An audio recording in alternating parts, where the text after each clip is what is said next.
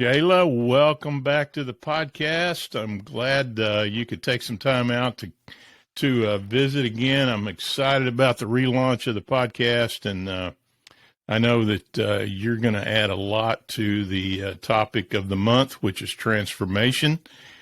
And because you have done that, in a big way. And before we get started in talking about transformation, I've got to ask you. You've got a lot of things going on right now in your life.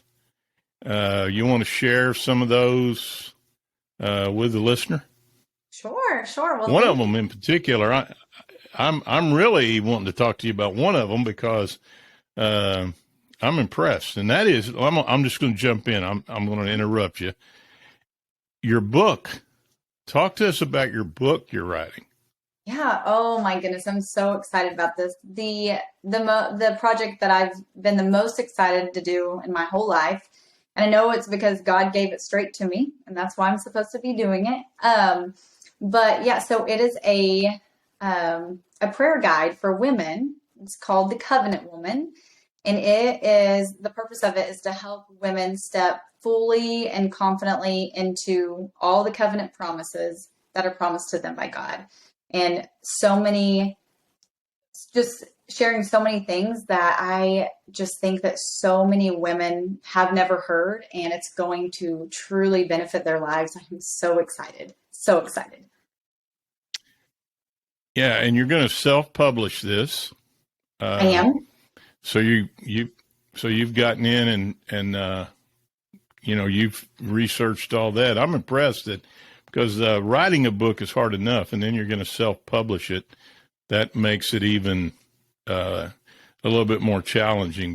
But way to go! I'm proud that I know somebody. I've known two people. Bob Perry, may rest in peace. He wrote 4 or 5 different books and self-published, and he's in the family. But that's a good deal. I'm in the process maybe of writing a book, but man, that's hard. And a devotional book is even, I would think, is a lot of work. It is. And then you're moving.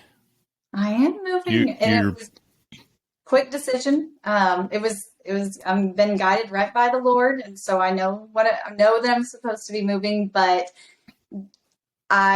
this will definitely be the first place I've ever been a little bit sad to completely move from. It has been our dream place. I love it so much, but there's just so much land and so many amazing features here that we're just not getting used to at this time. So I've already purchased 15 acres and ready to get building here before too long. Man, so just to kind of refresh the listener, it's been, I think you were like the 3rd or 4th person that I interviewed when I started this podcast. People may not want to know, how do you and I know each other? Well, you may not even know this, but you went to Maud High School. I did. Right? I did. Did you play softball? I didn't. I played basketball. But, Okay. I have a twin sister, and she did play softball some, I think, our senior year. And I umpired down at Maud one day. And anyway, so I was coaching and all that, and you're from Maud, but you actually were a teacher, and I was in education. I was in education for 37 years. How long were you in education? A lot less time than you were. I was a teacher for 4 years. 4 years. And so people who don't know, tell us your story and because that's why you're here. That the transformation part is what we're getting to now, because you were a teacher, single mom, and you did something that I think there's probably a lot of people, unfortunately, that would like to do that, but they just don't pull the trigger. You did. So tell us what happened there. Well, It wasn't like you anything said, that happened. You didn't get fired or anything. You just, right. No, I didn't get fired. But like you said, I am a single mom, and for anybody listening who is in education, I'm just going to go ahead and say it. It's not easy on a teacher's salary, especially when you're a single parent. And I can't imagine if I had more than one kid, but I have one daughter. And I mean, we literally just got by every single month. And some months I have no idea how it worked out, but I know God provided and we paid our bills. I just sometimes I don't know how it even happened. But I mean it was poverty level after 3.5 years of college for it. And I loved it. I loved teaching, and the schedule with my daughter's schedule was perfect. But I knew that I didn't want to just scrape by every month. And I knew that I didn't want to always be the mom standing, behind the aisles at Walmart or the dollar store and trying to add up everything in my cart to make sure I was going to have enough money in my account to be able to pay for it. And that was the path that I was on at that point. And I had a business opportunity presented to me. And it's so funny looking back now because I had a prayer list written, and in that prayer list was that God would change something about my finances. And I didn't really put him in a box as to what for what I really wanted him to do, but just that there would be a change. And somebody presented a business opportunity to me, and I immediately turned it down. Didn't even give them the opportunity to really share that much with me. Never even wondering, I wonder if that's that blessing I've been asking God for. But about 5 months went by, and I wasn't making any headway on my finances. And I got to the point where I had to have some extra money, or my daughter, I think she was 8 at the time, there was no way she was going to get Christmas. And as I was making that budget that October, I was just looking at it and I thought, there's no way I'm not going to be able to afford Christmas for my kid. And I was very upset. I was very frustrated, but it was also a huge turning point too, because that's when I automatically thought, okay, I got to get a hold of those girls that were trying to talk to me about this business, and jumped into the business side of it. I worked my tail off and really had to push out of my comfort zone. But we had an amazing Christmas, and 7 months from deciding that I was going to do this, it ended up turning into a business for me, not just a way to afford Christmas presents. And it just started changing our lives. And and 7 months later, I was able to resign my teaching position. And this is all I've done now that was in 2016 whenever I stopped working, I guess. So about 6 years now. This is all that I've been doing, and it's been amazing. It's completely changed our lives. and to let the listener know, you started your business. You are you call yourself, and you have a really large presence on Instagram and Facebook that I really enjoy. I really recommend people to go to your Instagram page and just take part in your devotionals, your thoughts, even your shampoo commercials are, worth, looking at, because I'm just impressed that you know how to do all that stuff. But anyway, you work for Monet. I do. You are a Monet rep. Mm-hmm. Without giving away anything, I don't know. I guess you can say this. If you can't, just say that's none of your business. But how many people do you have under you? So with my team that are market partners or distributors like I am, and my customers, it's about 20,000 between me and everyone Okay. else. So your business, you're up here and you have 20,000 people below you. I do. Okay. So you're in contact with a lot of people, not probably daily, but you probably keep in touch with a lot of those people as much as you possibly can. So I would think that would be a full-time job, just making sure they have what they need, keeping them inspired, and that sort of thing. Right. Yep. So It gets pretty busy, but just learning how to divide everything up and try to find that certain balance throughout the week, that's helped me a ton. And they always know, like, that line of communication's open. So even if I'm not reaching out to them, weekly or whenever, they know that they can reach out to me if they need anything. Okay. I had a business once kind of like yours, and I had 11 people under me for about 2 weeks. So it's a hard business. I'll just say that it's very hard, and I admire the fact that you went in, you had a teaching job, although it didn't pay anything, it was secure. Okay. What made you, other than your faith? Okay. That's a given. Your faith in God allowed you to understand that he's going to provide. There's nothing going to, your superintendent probably said you'll be back. This is a mistake. You and I have talked about that on the earlier podcast.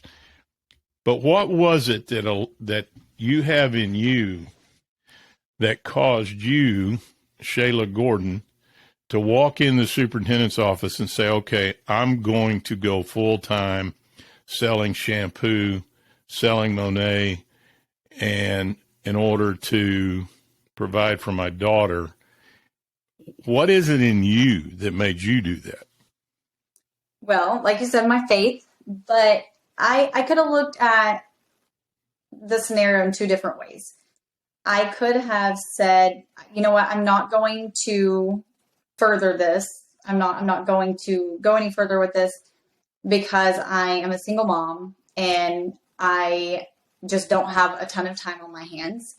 I don't have the connections that many other people would have, being from a town of 1,000 people. I could have looked at all of those things and not ever doing something like this before and not really having a ton of self-belief, and I think I did tend to look at it a little bit that way in the very beginning. But once I got into it, I realized if I wanted my life to change and I didn't want to be in the exact same spot the next year and the next year and the next year, then I was going to have to physically take action and do something to change it. And I do remember thinking, I don't want to scrape by forever. And I could use the fact that I have a daughter and I'm busy as my excuse, but instead I used it as my reason, or one of my reasons, because I knew that she was going to be watching me. And I didn't want her thinking that's just what you do, that you just graduate high school and you go to college and you get a job and you just scrape by. And I do believe what's saying that. I do believe that God's plans always prevail above everything, and that he provides and that he's our source. Not just the job, but he provides that. But I really just think that my teaching job was a stepping stone into Monet, and I also think that, Monet's a stepping stone into where I'm going now. But yeah, I had to decide if I wanted to be where I was forever and not make any moves, or if I wanted to change our lives and, take the action to do so. And that kind of leads us into what I want to talk about, and that's, the people that are going to be here in December all have the same questions, and we're going to talk about those, but I think it's going to be interesting that all the answers will be different. But how important is understanding the why behind wanting to make positive changes in one's life? And so if, I'm a firm believer that if we don't know the why, really we don't have a purpose, but we understand the why, so we have a purpose. So how important to you is understanding the why, not only in the change that you made back then, but what you do on an everyday basis now? Right. No, that's actually a really good question. And we talk a lot about our why in my profession.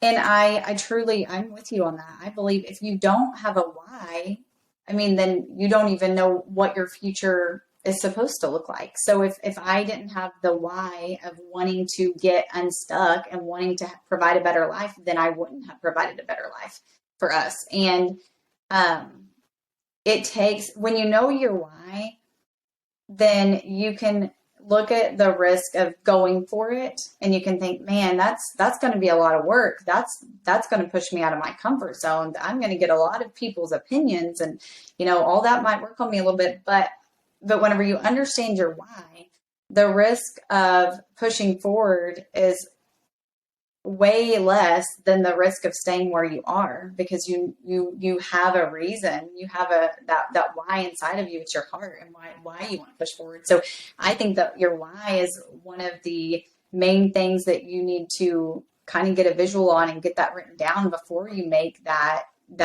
big life decision or changing businesses or changing careers or starting a business. Very, very important. Yeah, I had to really look at this when in 2011, when I just completely changed everything, basically, other than my wife and family. But for so long, I didn't understand my why, because I would lose weight, put it back on, lose weight, put it back on, because I didn't understand why I was even doing it, other than I didn't look good in my clothes, or I didn't feel, but once I figured out why, then the weight came off, stayed off for the most part. And, I think the why is, and it goes to anything. I think, our belief in God, why I've had people ask me, why do you believe in God? Why do you do what you do? Well, I can tell them why I believe in God, because, I believe, first of all, I believe in God, and I believe that the, Scripture is the inspired word of God. So when I read those words, my why is written right there for me, and so, but there's another, I think, important factor in the why. What if let's go back to when you decided to change careers. What if the night before you walked into the superintendent's office, you would have said, I've thought about this. I've thought about it. You got up the next morning and you said, no, I'm going to wait till tomorrow to go into his office. Do you think you would have ever written, if you hadn't have done it when you did it, do you think you would have done it later?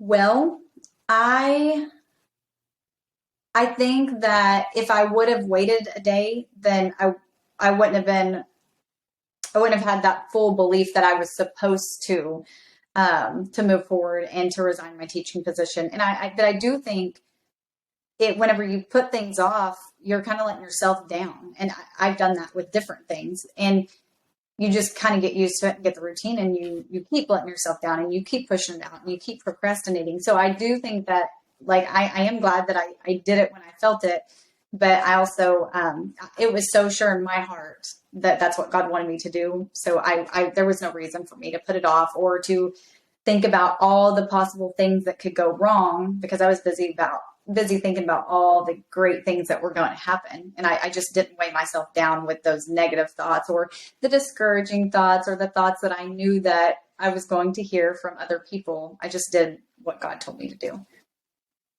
And you probably heard a lot of negative thoughts from a lot of people, because, you put 4 years of into college, you get your degree. A lot of people, and education I was in it, so it's a good profession, and a lot of people just see it as so secure that, why would you get out of it? So I'm sure you had a lot of that going on around yes. you. Yeah. And so I asked the question, what if you hadn't gone in when you did and resigned and started your new career? Because I think people talk about change, transformation, but they don't take action to make it happen. So here's my next question. How important is pre-planning when you changed when you transformed your career, your life? That's what you did. How important was pre-planning to get things in order before you did it? Or was there a lot of things that you just said, I can figure this out as we go? So it's funny because I am such a planner by nature, but I do believe that you can spend too much time planning and it doesn't leave any room for the doing. So for me, when it comes down to just big decisions like this, I feel like just go all in. And if God's given you that vision, if God's guiding you, then he's going to provide the way. Now, I think that you definitely have to plan throughout the process and as things are going. But if you take too much time planning, I think that you can get so in your head about all the things that could go wrong, and it can stop you from taking the actual action to do it. And I honestly think that the action is more important than the planning. And I'm speaking as someone who, I let God guide me the very best that I can. And so I just know that if it's his plans, then I'm not going to mess it up as long as I'm obedient to what he's telling me to do. Yeah. And a lot of times I think we've got, and if a lot of times we plan, but then we just don't act. I'm notorious. I said this on the podcast on the interview yesterday. I'll say it again. I'll probably say it next week, but I'm notorious for starting things on Monday. I don't know why. It's just in my brain that I can't start anything like today's Thursday. Heaven forbid that I start eating correctly today. I'll start it Monday, and Monday's not even the first day of the week. Sunday is, but I'm just notorious for that. So one of the things that I'm really inspired about is John Samnick was the interview yesterday from Beverly Hills, California. He lives close to Rodeo Drive. Shayla Gordon today from Kanawha, Oklahoma. Now, there's a little difference in Beverly Hills and Kanawha. Okay? Just a little bit. Just a little bit. But it's interesting that both of you have said the same thing. Just do it. Don't plan so much. He said yesterday on the podcast, don't wait. Just do it. And so that's where a lot of people, and so instead of waiting until January 1st to start something new, whether it be a diet, exercise plan, something that you want to just do different in your life, instead of waiting, let's start right now. Right. And when I worked for Weight Watchers, we had the saying, if you get off the program starts at your next meal. Right. You don't have to wait till, and a lot of people, we bought into that, and I think it's true. So you have no regrets, obviously, in doing what you did. The only regret I would think that you would have had was if you hadn't have done what you did. Knowing what you know now, I'm sure that would, yeah. So back to the planning. You're very busy. You have a teenage daughter. You have a business, 20,000 people under you. You do a lot of things. You live on a 55-acre ranch, which I think is crazy. But you're selling that. But anyway, but how do you find time to do the things that you know that you have to do?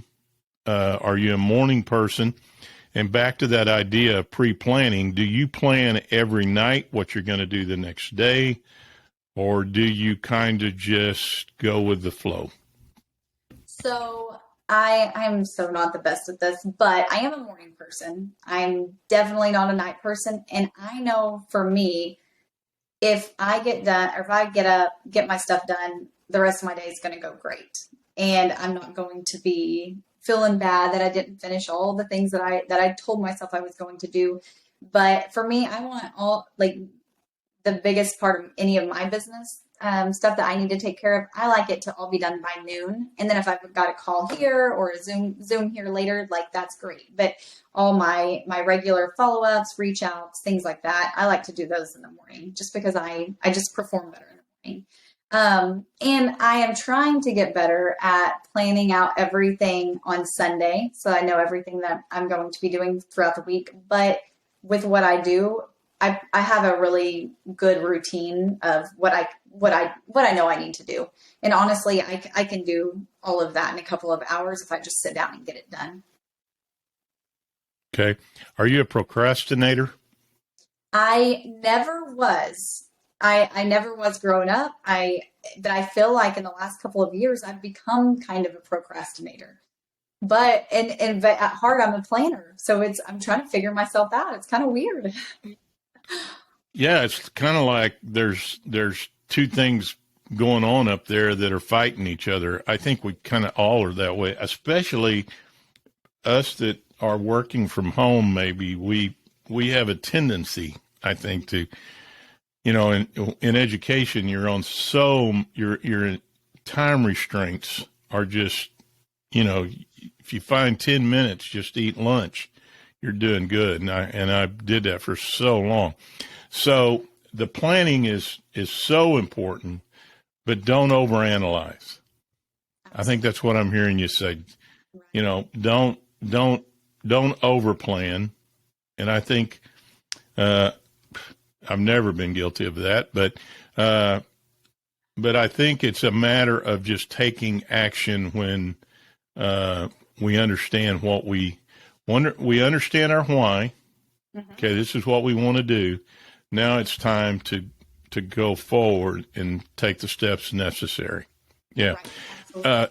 On that topic, I got a question. And I think we talked about this on the other podcast, but how important was you? Because there may be somebody out there right now who's listening who thinks, okay, this is what I want to do. I'm going to change this. I'm going to make 2022 the best year of my life. But I'm not real sure how to do that. How important was it to you to reach out to somebody who was already successful in the business that you're in now for you to say, okay, what do I need to do? And how important is having a mentor? How important is that, do you think? I truly believe that having a mentor in any business endeavor that you're going into is probably like one of the number one things that you can do, because, and let's just be honest, a lot of people around you, the people that you're the closest to, they've never done what you're about to do or what you're thinking about doing. And I read a quote, I don't know, probably last year or the year before, and it's always stuck with me. It said, stop asking people for directions to places they've never been. And that's when we can get our heads filled up with anything negative that can come about. If something bad could happen, they're going to tell you, the people that are closest to you. And so you've got to get into the right mindset by reaching out to people who have been successful with what you're doing with what you're about to do. And they're going to help uplift you and inspire you and show you what's possible versus all these people who love you to pieces, and they truly want what's best for you. But those people who are closest to us, that are our family and our closest friends, they've probably just never done what it is that you're about to do. So you really don't need their opinions, to be honest. And so you need the opinion and the instruction from somebody who's already done it, who's doing it, who can fill you up with all the things that have helped them, and even tell you about the mistakes that they've made. Don't do this because this will happen. So I've learned from experience. Take it from me. That is one of the very best things that you will ever do for your business, ever. Is to find a mentor. And I couldn't agree more.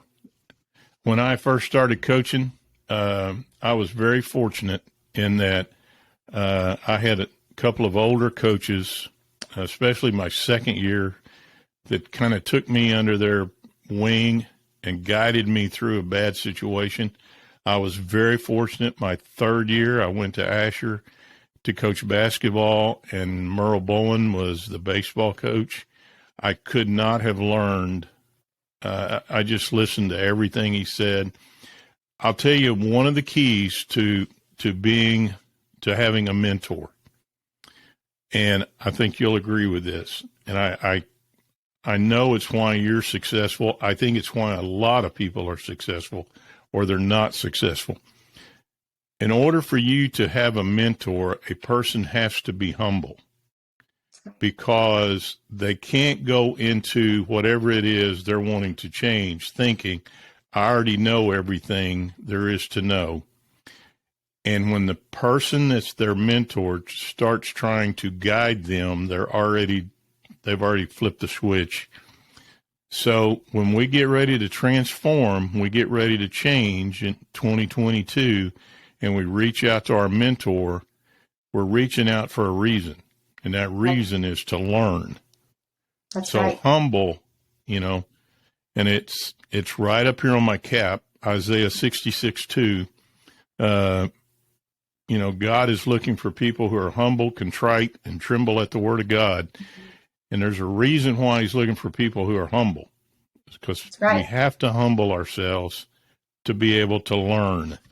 Right. And I think that's so important, so important.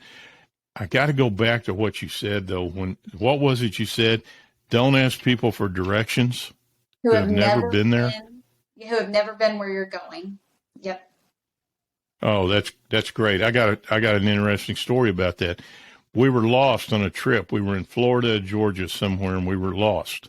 And I pulled off into this little quick stop thing. There's a guy getting gas, and I asked him. I said, ask him how to get to wherever we're going. I forgot now. And he looked at me and he said, I don't know. I'm lost myself. I'm not from around here.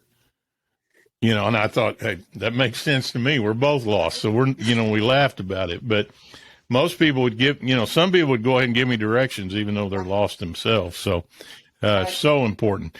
Okay.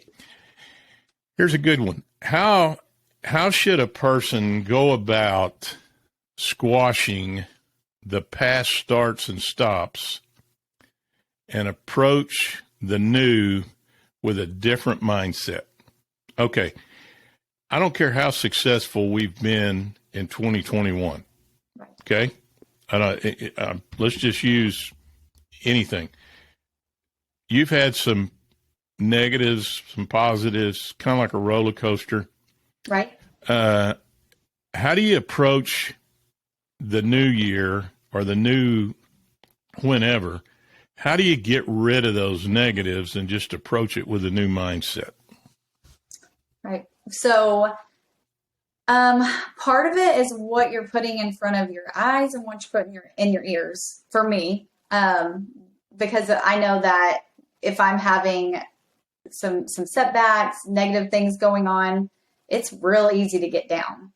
And I notice whenever I get down from things like that, sometimes it's really hard to fill yourself up with the goodness, because you're just kind of wallowing in that, like that self-pity feeling. And so sometimes you just don't want to get out of it. And so I've noticed I will get completely re-inspired when I change what I'm filling myself up with, because it transforms my mind completely. And it may be I need to connect with some other people who have gone through a setback like I have, and not, maybe get away from some of the people that I'm around at that time. But you've got to remember that to get to success, you're failing. Like, you fail at something and you realize that doesn't work, and you try something new and you find out what does work. So whenever I realized that failure is actually a big part of success, that changed my whole mindset on failure. And there's nobody that has gotten to the top of anything that hasn't probably failed dozens and dozens and probably hundreds of times to get to where they're going. So you have to count that all joy and realize you're learning something from it. And whenever you learn something from it, you get to take and teach to to either your team or somebody who you're mentoring later on in life, that lesson is going to help them tremendously, just like our mentors. But yeah, and just the mindset, and whatever you're filling yourself up with, if you're putting in front of your ears or in your ears, in front of your eyes, that's what you're filling yourself up with. That's what your thoughts are going to be on. That's what you're going to start to believe. That comes out of your mouth. So you have to make sure that you're putting all the good in, no matter what's going on in your life. Yeah, and don't you believe that mistakes, although we don't like them at the time, they're a great learning tool. We can learn so much from our mistakes. The biggest thing, and if we don't learn from our mistakes, we're not being very smart. And I don't even know. Let's just use a hypothetical. I would think in your business, you start giving out huge, massive discounts because you think that's going to draw in all these customers, and it's going to get people inspired. So you just give out all these huge, massive discounts. And then all of a sudden you've given out all these huge, massive discounts. It's cost you money. You haven't made any money, but you didn't get anything. You didn't get any feedback from it. You didn't get any new customers. You didn't get any new prospects. You didn't get any. And so, the next year rolls around and you think, well, should I do that again? Well, you're not very smart. I hate to say that. If you do that again, that's what I'm saying. We learn from our mistakes. Going into a new year, I know what I've done in the past that hasn't worked. I know what I need to do. It's not rocket science. Everybody knows what they need to do. Everybody knows what they need to do to make themselves better.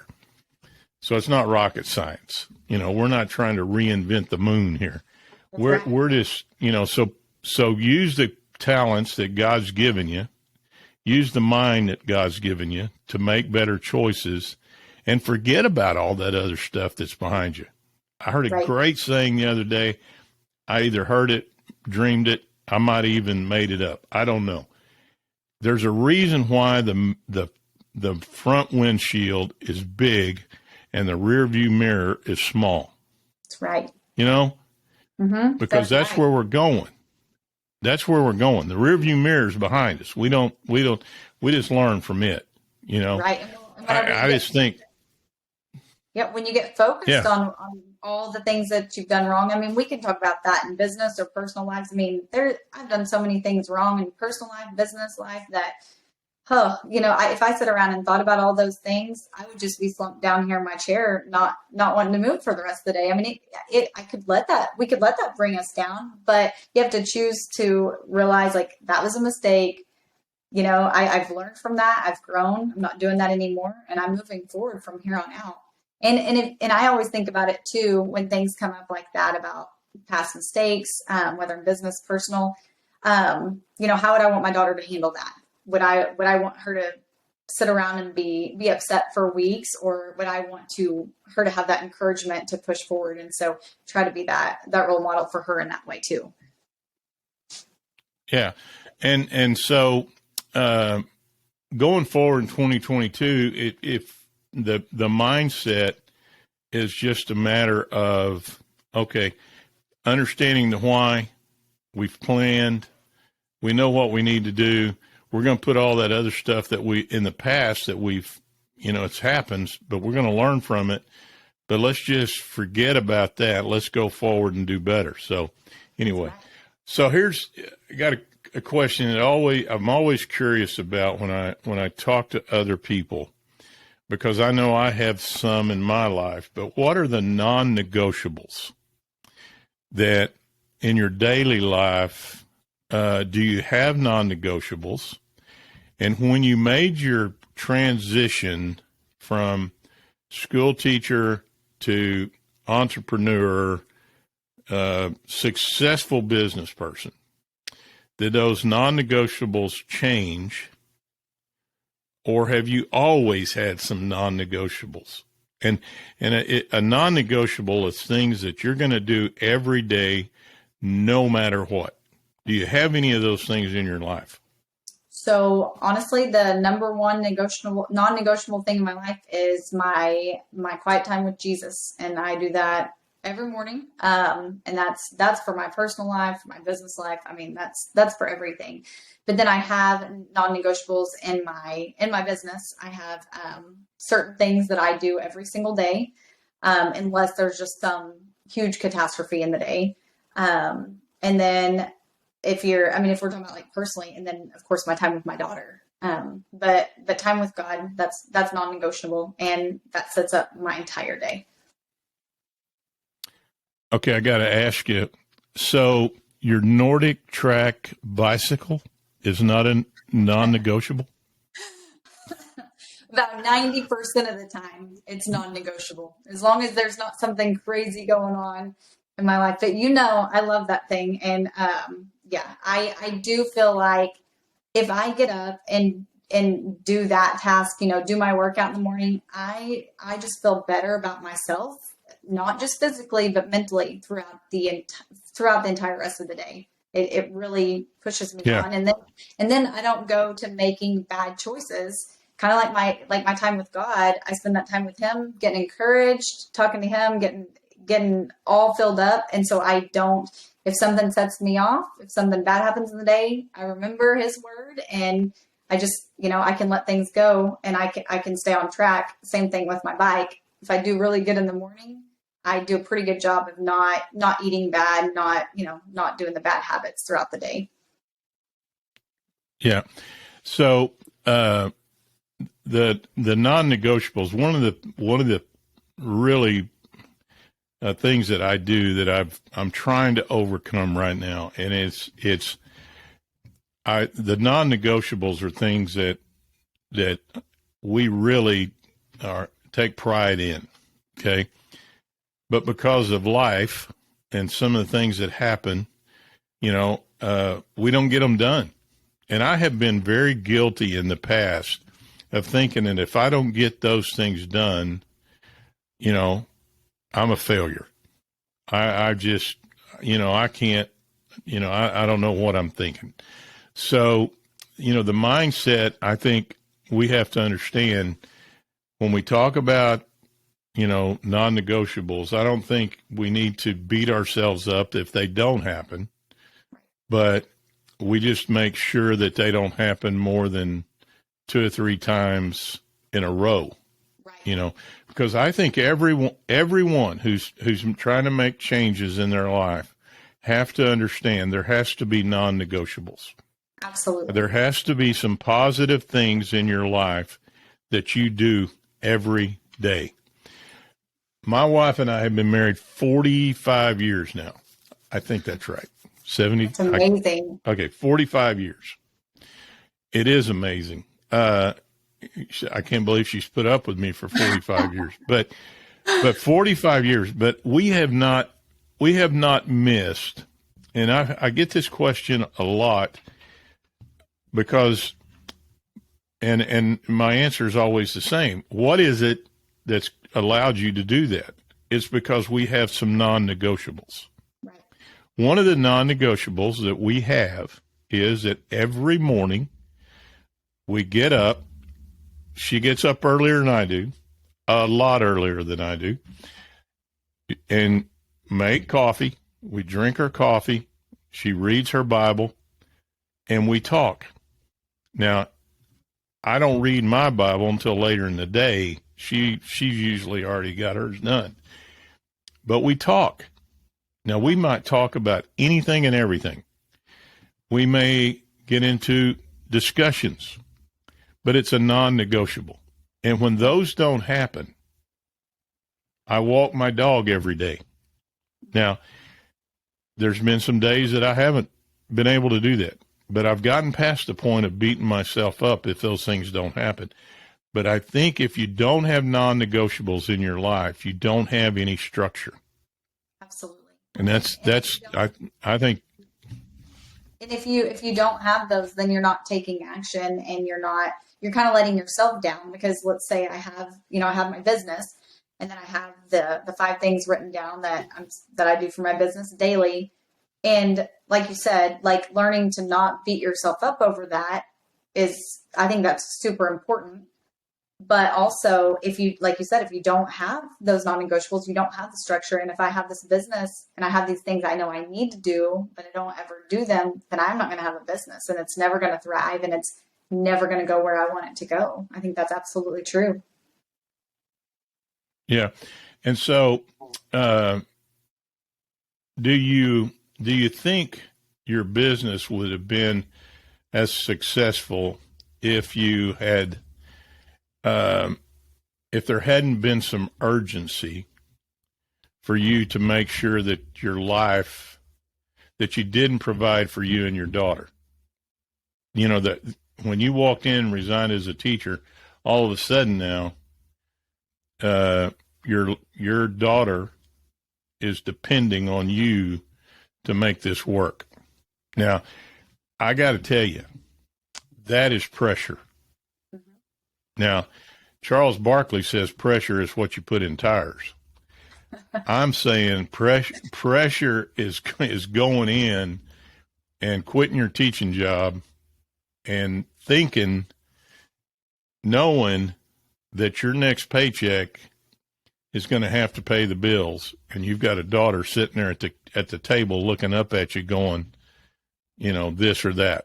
You know, I just think that's under him. That's a lot of pressure. It is. How did you handle that? I know what you're going to say, but well, I do, with the sense of urgency, or if it hadn't been for that sense of urgency, honestly, I don't know. I don't know that I would have worked it the way that I have. And, you know, because it was, once I resigned my teaching position, it was my only source of income. And there's not a salary that comes along with that. It's, are you doing the work? Are you taking the action? Are you teaching your team to take the action? And so I'm almost certain I wouldn't have jumped into it the way that I had. So I think that sense of urgency on my part, I think that was important for me to have the life that I have now. But as far as how to handle the pressure, honestly, like, I keep going back to this, but I have the peace of God, because if it's his plan, I know it's not going south. And so I gave that to him. And sometimes I had to continuously give him the care, because sometimes I kept taking it back, you know, trying to hold on to that pressure a little bit, but, just trusting that he was going to guide me to the right people, going to set those connections up, and I'm not a worrier by nature. I'm very, I have trust that things are going to work out. And I just truly believe if I would have spent my time being anxious and stressed out and worried that, you know, this may not work out the way I want it to, it probably wouldn't have worked out the way I wanted it to. Instead, I just had the faith that I was doing my part, and I knew it was going to fall into place. And I need that belief for myself to just keep pushing. Yeah. And so when we're talking about making changes and transformations and that sort of thing, the urgency that, you know, the bigger the urgency, I think, the bigger, the bigger the obstacle, the bigger the effort has to be, you know. Right. Absolutely. And so, you know, and I really believe this. When I lost all my weight, there was a sense of urgency, you know, because, you know, when the doctor looks at you and says, you know, I don't know what you're thinking. Your cholesterol is as high as your weight. And, you know, my weight was higher than my grade point average. And I just know that if I'd have been like 10 or 15 pounds overweight, I don't know that I would have done anything. It's really interesting when I say that. I'm going to go off on a Weight Watchers story here. The first year I worked for Weight Watchers, they sent me to a conference in Chicago. I walked in the room. There's 20 people in the room. One guy. Oh, wow. That's me. Okay. Because Weight Watchers is so, you know, female driven. So anyway, I walk in. that wasn't even what was funny. The lady sitting next to me, we had to go around the room and kind of tell our stories. Well, there was some amazing stories in that room. Okay, there was some 300-pound weight loss. There was 200-pound weight loss. There was some people who had died and come back. You know, there was some amazing stories. The lady sitting next to me, okay, I'd lost 127 pounds.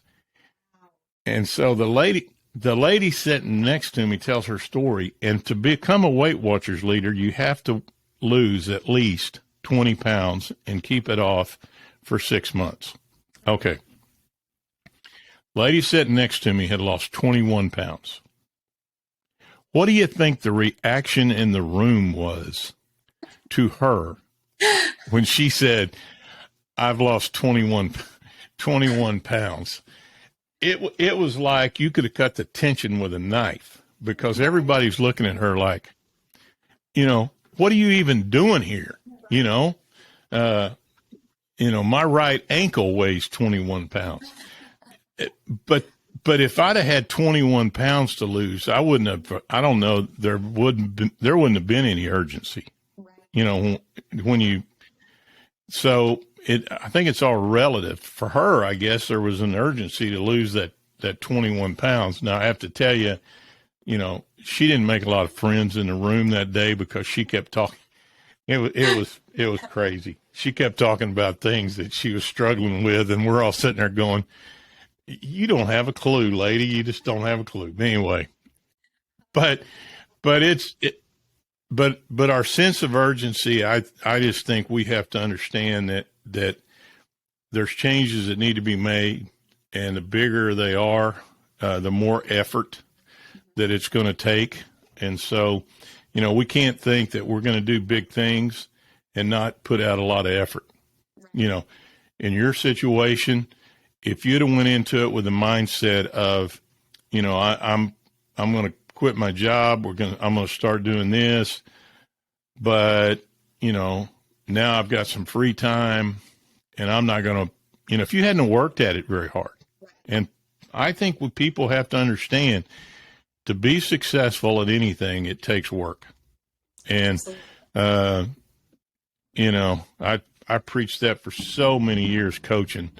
You know, a lot of people were blessed with a lot of athletic talent, but they could have been a whole lot better if they'd have worked harder. Absolutely. And so, you know, so great. That's great advice. I love that. And, you've demonstrated all of these things. And if people can't be inspired, to make changes in their life and to be inspired to just go forward with it, whatever it is, with your story, I don't know if they can be, because you went from single mom, teaching school, and you resigned at the end of the year, right? You didn't do it at the end of the year. So you got all summer. A lot of people would have said, okay, I got summer. I'm going to just take off the summer and I'll start this in August. But you couldn't do that. You couldn't, you didn't. No, you didn't. Well, and so it's inspiring. Well, I just now remembered. I think I did get paid, through the summer, because I had taken mine through the 12 months, my pay. But, I guess I could have just laid out in the pool all summer and said, well, I'll be paid this summer. I'll work on it, like you said, in August. But I was not risking that. I knew that I had made the decision, and it wasn't, well, we'll see if this works out. And if not, I'll go do something else, or I'll go back to teaching. My mindset was, I'm going to make this work. This is going to work. And so, I took action. Yeah. And that brings me to my next statement. Don't have a plan B. Right. Yep. Because if you have a plan B, you'll never work on plan A. If you go into something with the mindset of, well, if this doesn't work, I'll do this. I've seen it happen too many times in my own life. I've seen it happen with other people. If you have a plan, I'm not saying that you don't plan ahead, but it's a mind thing. If in your mind you think, okay, if this doesn't work, because as soon as you say that, as soon as you say, if this doesn't work, I'll do this, you've given yourself an out. That's right. And I don't hear that from your story. I hear you saying, I didn't have a choice. I was going to make it work, and you have made it work.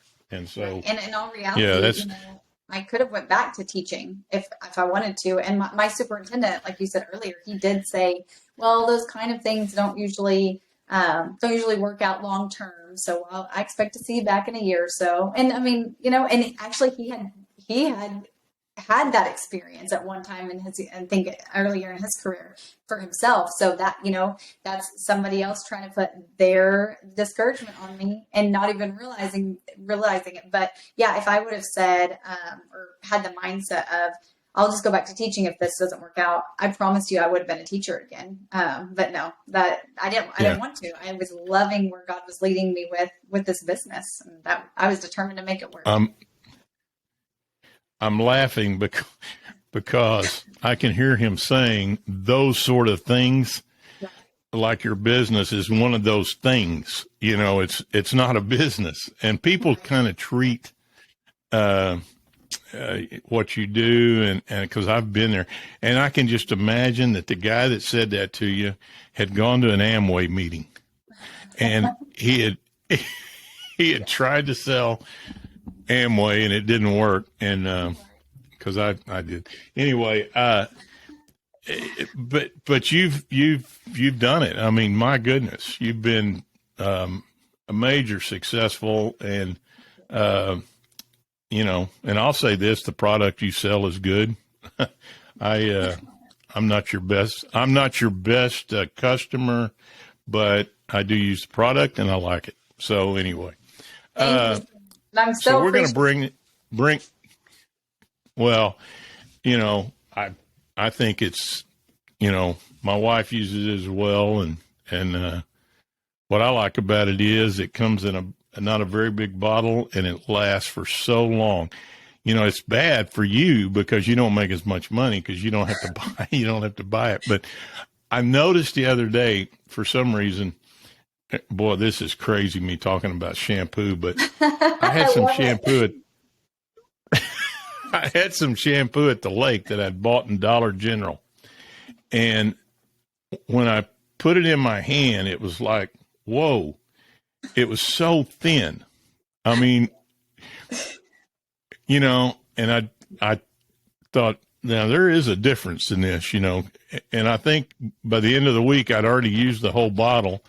And I thought, yeah, that's why I use the good stuff, because it lasts longer because it don't have a lot of water in it. I don't think. I mean, or I don't know. I don't know.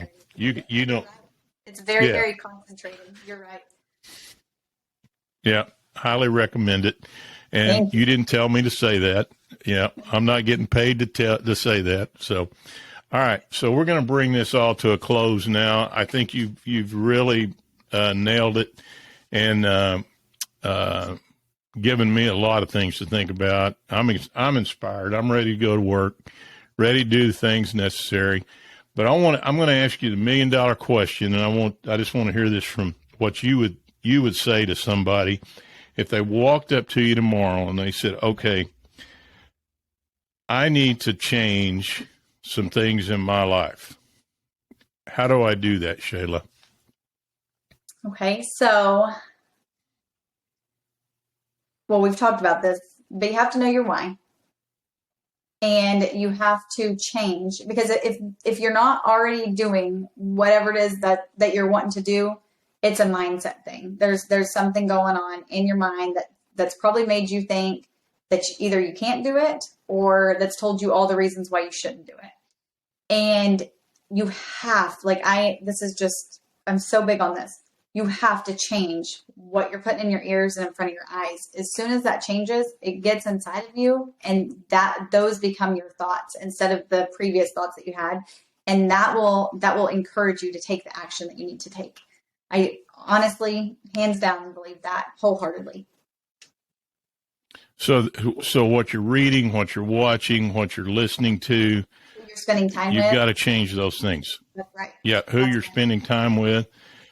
Yeah, and I agree 100%. Unfortunately, some of the people we're spending time with are going to be there.